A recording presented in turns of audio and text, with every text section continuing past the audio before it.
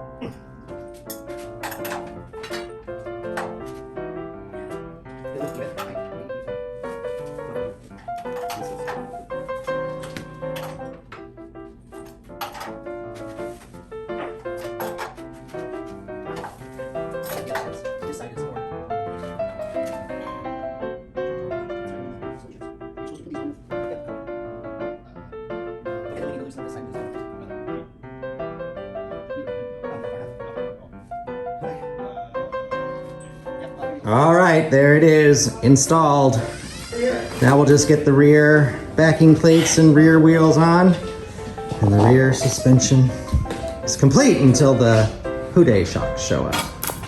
Yay.